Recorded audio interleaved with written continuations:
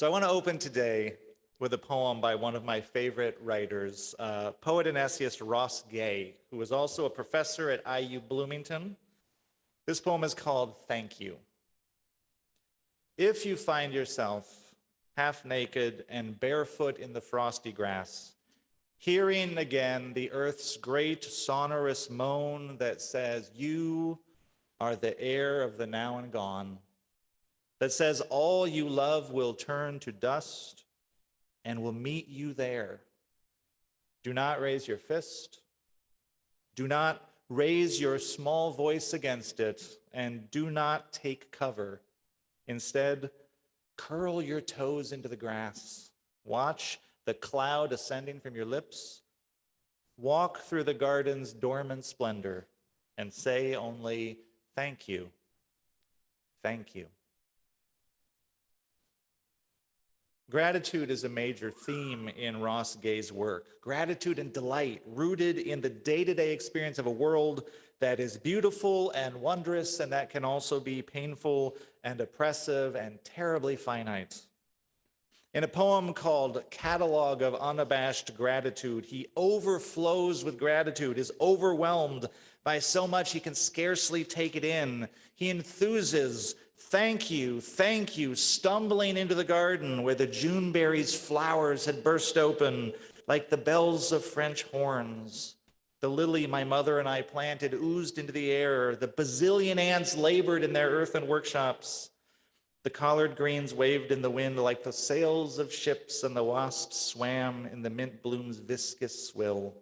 Thank you. Ross is African American, and in other poems and essays, he writes about the sometimes painful reality of being Black in America. He talks about his expressions of joy being policed in white spaces, like drawing attention for laughing too loudly in a cafe.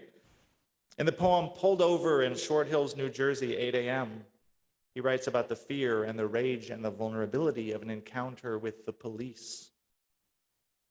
In the poem Sorrow Is Not My Name, he acknowledges all of this. He acknowledges, quote, the long night, the skeleton in the mirror, the man behind me on the bus taking notes. But he also says there are on this planet alone something like 2 million naturally occurring sweet things. And he concludes, I remember. My color's green, I'm spring. Can we get the mic turned down just a little at the podium? Sorry for the sound adjustments today, folks. So February is Black History Month. And in honor of Black History Month, we've been looking at African American artists and writers who connect to contemporary theologies that are particularly influential within Unitarian Universalism or might be of interest to UUs. So last week, we talked about Octavia Butler and Monica Coleman and process theology. This week, we're going to talk about religious naturalism, which theologian Carol Wayne White believes could be a vibrant home for future expressions of Black humanism. And for a significant portion of the 20th century, African American humanist liberation theory, theology, movements had a home within Unitarianism and then Unitarian Universalism. I'll say that again. Within most of the 20th century, Black humanism had a home within Unitarian Universalism. Theologian Dr. Anthony Pinn notes that our appeal to social justice expressed in terms of human responsibility, as well as the commitment in our 7 principles to the inherent worth and dignity of every person, justice, equity, and compassion in human relations, these were appealing principles to Black humanists. The presence of African Americans in leadership was also a factor. UU historian Mark Morrison Reed notes that in 1956, 10% of Unitarian churches had African Americans in positions of significant leadership. This was noteworthy. Unfortunately, in 1968, when Black Unitarian Universalists, inspired by the Black Power movement, demanded much greater self-determination within our association, they met a lot of institutional pushback. It is a complicated and painful story, and in the conflict that ensued, many of those Black humanists left Unitarian Universalism, some of them for decades, some of them permanently. As Anthony Pinn puts it, there have been significant rough patches in the relationship between African Americans and the UUA since then. This includes issues with cultural exclusion, the default assumption that the white way is the right way, and a lack of urgency around issues of concern to Black communities. Today, Dr. Pinn sees humanism on the rise within the African American community. And Dr. Carol Wayne White, a religious naturalist, believes there could be and should be a natural affinity between African American humanism and religious naturalism, which is a worldview which is also profoundly consonant with Unitarian Universalism. So religious naturalism is a contemporary theological movement that applies a religious understanding to the scientific story of the universe, what they call everybody's story, right? This is the story that begins with the creative burst of the Big Bang, the universe exploding into being, followed by the cooling of the stars, the creation of the elements as the suns died and explode, scattering them throughout the universe. Some of those elements come together and condense and form planets like the Earth. Somehow that first spark of life appears on the Earth some 4 billion years ago, and, some 2 billion years ago. And then over the next 2 billion years, that single-celled ancestor evolves into complex organisms like sunflowers and badgers and Ryan Gosling. And here we are today. Author Ursula Goodenough explains that these religious elements that are applied to the scientific story include interpretive elements. What does this story mean for me? Spiritual elements. Where in this amazing, staggering story do I receive reverence, joy, gratitude? And then this communal questions. What does this story tell me about my relationship to other beings and to the planet? So religious naturalists are people who apply these questions to the scientific story of the universe, and in so doing, they take the story not just to mind, but to heart. It is a form of humanism in that it rejects supernatural understandings of the universe. A religious naturalist might use the word God as a symbol for, say, the creative potential of the universe, or the ground of being, like Paul Tillich, or the sum total of reality, or they might not use the word God at all. Religious naturalism explains life and all that is as arising from natural systems that can be understood scientifically. But religious naturalism also differs from classical humanism, 20th century humanism, and in some respects it almost more resembles indigenous or pagan and earth-centered thought, in that it radically decenters humans from the story of life. Because when we ask that question, what does this story have to tell me about my relationship to other beings? It tells us that we all come from the same source, and we all share the same destiny. And there is no higher and there is no lower. There are just infinite expressions of the creative power of the universe. Right? There's nothing in the story of evolution that says that humans are higher or lower than other life. It's just life emerging from the same staggering creative process. And so when we ask, what does that imply? For us, it says we are kin, and we are called to care for one another in this great web. So religious naturalism emphasizes all life as interdependent, as interconnected, as sacred.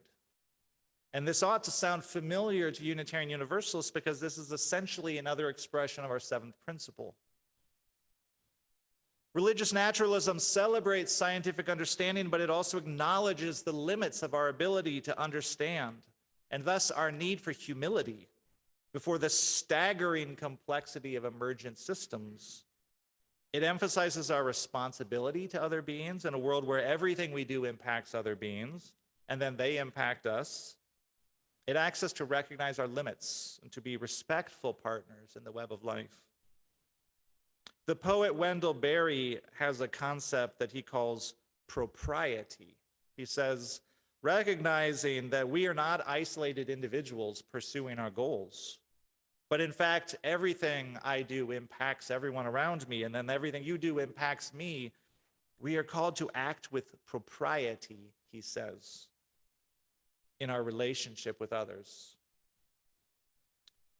So religious naturalism is a way of responding to the natural world characterized by wonder, gratitude, humility, reverence, and care, recognizing that we are all related and all connected. And in this regard, it sounds like Carl Sagan's cosmic humanism, but it also sounds like Robin Wall Kimmerer's indigenous science. It sounds like a blending of both new and ancient ways of understanding the world. And it sounds a lot like Ross Gay's poetry of gratitude and wonder in the experience of that creative diversity bursting all around us all the time. In a 2017 interview with a literary magazine called Superstition Review, Ross Gay said, "I am interested in joy, gratitude, connecting to our connection, our interdependence." He says, "Celebrating that makes my life more interesting, more worth living." He says, "I have a strong hunch that studying our necessity to each other, our interdependence, might make our lives more possible, more possible." Now, I don't know whether Ross Gay would describe himself as a religious naturalist, but his poetry continuously grounds wonder and compassion and gratitude in our experience of the natural world as finite beings. And he acknowledges also the pain of the world and the need to assert one's dignity and one's essential humanity in the face of suffering and oppression, which is also real. And in this, he connects to a long tradition of Black humanist thought. So theologian Carol Wayne White, who is a religious naturalist, is interested in bridging Black humanist thought to religious naturalism. The Black religious tradition, she writes in her book, Black Lives and Sacred Humanity, is usually understood to be rooted in theism, to be concerned with the supernatural. And so religious naturalism, which rejects that, could be considered an unlikely home for the future of African American religious thought. But she also notes there's a strong current of humanism, and there has always been a strong current of humanism in the African American spiritual tradition. And so in her book, she points to thinkers like W.E.B. Du Bois and James Baldwin, who were ambivalent about traditional religion, who were skeptical about supernatural visions. What they were interested in, their religious project, their spiritual project, was to reclaim the fullness of the humanity of Black people in a world that denied them that humanity. Was to reclaim the fullness of the humanity of Black people in a world that denied that humanity. And they did this by pursuing what Carol Wayne White calls a vision of sacred humanity, a concept of humanness that would unite all people in a shared embrace where the inherent worth and dignity of each was recognized and celebrated. This idea should be familiar and compelling to Unitarian Universalists. Wayne writes, "The liberationist theme in African American religiosity is the uncontestable recognition of our longing to take our highest values and ideals seriously. It is the irrefutable essential value and beauty of our humanity that demands to be recognized." And for James Baldwin, this pursuit of a vision of sacred humanity was also a theme of universal liberation. Because James Baldwin believed that racism was a trap for both the oppressor and the oppressed. In denying Black people humanity, he believed that white people denied themselves their own humanity and impoverished themselves spiritually as well. So James Baldwin considered the reclaiming of sacred humanity as a form of universal salvation. He wrote, "Salvation does not divide, it connects so that one sees oneself in others and others in oneself." He said, "It is not the exclusive property of any dogma or creed or church. Instead, it keeps the channel open between oneself and however one wishes to name that which is greater than oneself." And Baldwin conceived of this salvation in humanist terms. He emphasized human action and human responsibility. He said America will not be transformed by an act of God, but by all of us, by you and me. And so Carol Wayne White believes that the concept of sacred humanity that Baldwin and W.E. Du Bois and others were looking for can be found within religious naturalism.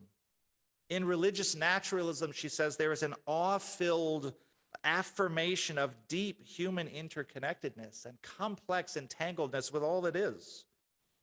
And since all that is connected and emergent from the same process, since the universe is unfolding through us continuously, the human is sacred as an expression of emergent life itself. Religious naturalism emphasizes our connectedness over our separateness, which implies a communal ethic. Since we're all connected, we're all interdependent, we're called to love and care.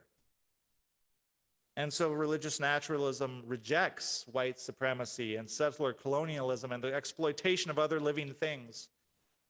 Carol Wayne White says, settler colonialism has disenchanted the natural world and made it into just a collection of facts, things you can exploit.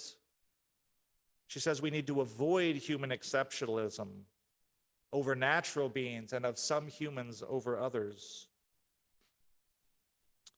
The religious naturalist worldview then binds humanity together and points us outside of ourselves. In the words of theologian Loyal Rue, he says, religious naturalists will be known by their reverence and awe before nature, their love for nature and natural forms, their sympathy for all living things, their pride in reducing their ecological footprint, their sense of gratitude toward the matrix of life, and their solidarity with those who link their self-esteem, their self-worth to sustainable living. So as Unitarian Universalism continues to evolve in this new century, may we make a home within our congregations for a rich diversity of theological perspectives and expressions. May we recognize the sacred humanity of all people and the sacredness of all life.